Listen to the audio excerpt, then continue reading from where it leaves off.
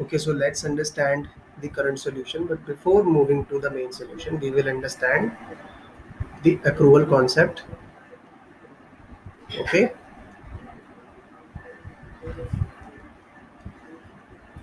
so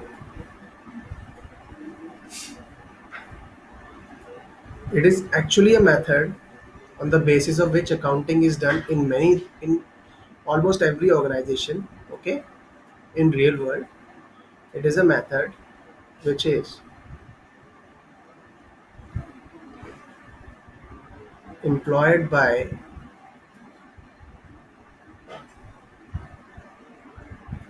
an entity to record the expense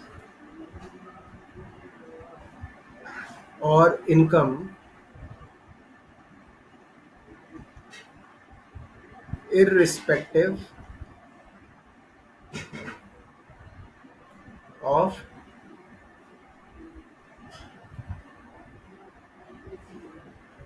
irrespective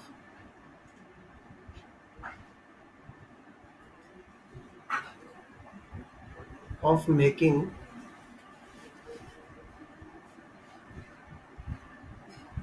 its payment or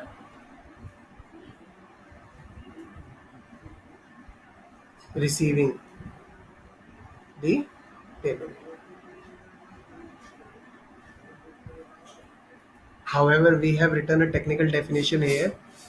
It will be more clear to you when we will understand it through two examples. Okay, so let's move to our example one. Let's say suppose there is a Mr. A who is in dealing of furniture. Okay, and there is Mr. B who is a customer. And who is Mr. A?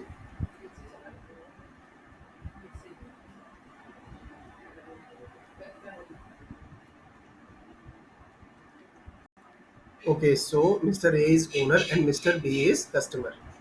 So Mr. A is in dealing of furniture, like selling furniture to their customers. Okay. Now what happens? Mr. A sold furniture to Mr. B, sold furniture to Mr. B, but Mr. B said to Mr. A that he will pay off at a later point in time, like within 1 year or 2 year. Okay.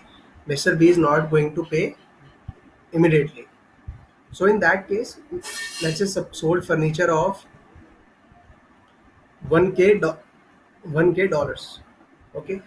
Now Mr. A will record this amount as his income in his books of accounts. Why that so? Because the accrual concept says it is a method which is employed by an entity to record the expense or income irrespective of making its payment of expense or receiving the payment. Okay, so Mr. A will record $1,000 as his income in his books of accounts as per the accrual concept, because accrual concept says even when the goods and services have been provided to customer but the payment has not been received immediately, e- even then even then the business entity will record the value of goods and services as his income. Okay, now let's come to our example 2. Suppose there is Mr. A and there is ABC company. This is a telephone company. Okay,